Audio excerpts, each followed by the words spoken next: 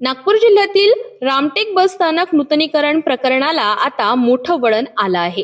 City न्यूजने 11 February रोजी प्रसारित केलेल्या बातमीचा जबरदस्त इम्पॅक्ट पाहायला मिळत आहे. निकृष्ट वाळू, चोरीची वीज आणि कामगारांचे थकीत पैसे या गंभीर प्रकारांवर आमच्या बातमीमुळे प्रशासन हल्लं असून प्रत्यक्ष कामात सुधारणा सुरू झाली आहे. सविस्तर माहितीनुसार नागपूर जिल्ह्यातील रामटेक येथील बस स्थानकाच्या सुमारे 10 कोटी रुपयांच्या नूतनीकरण कामाचा मोठा गैरप्रकार सुरू असल्याचा आरोप सिटी न्यूजने उघड केला होता.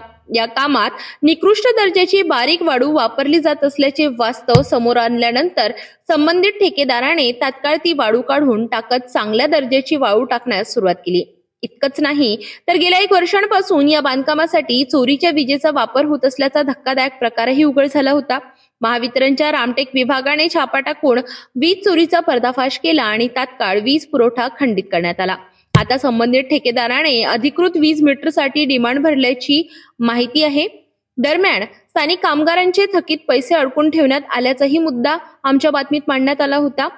या प्रकरणातही सकारात्मक घडामोड झाली असून कामगारांना त्यांचे थकीत मानधन मिळाल्याची माहिती राष्ट्रवादी काँग्रेस पक्षाचे रामटेक तालुकाध्यक्ष मनीष खोब्रागडे यांनी दिली आहे. एकूणच सिटी न्यूजच्या धडक पत्रकारितेमुळे मोठ्या गैरप्रकारांना आळा बसला असून प्रशासन आणि ठेकेदार यांना कारवाईस भाग पाडण्यात यश आले आहे.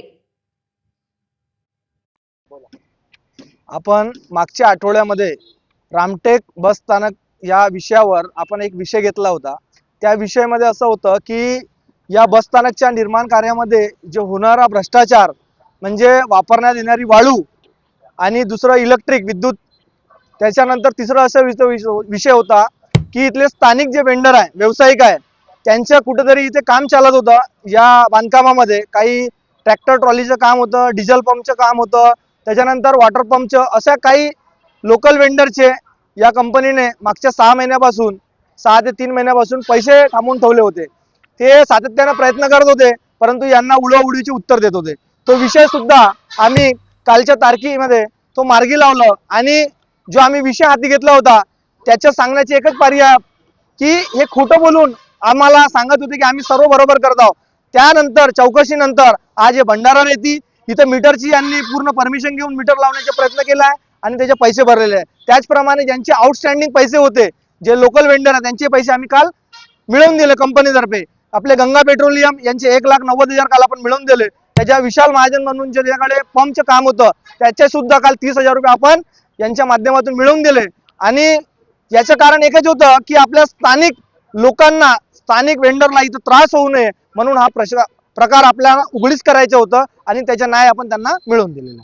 त्याबद्दल सर्व स्थानिक लोकांचे आणि वेंडरच्या सहकार्यामुळे, पत्रकारांच्या सहकार्यामुळे आपण हा प्रयत्न करून प्रश्न मार्गी लावलेला आहे.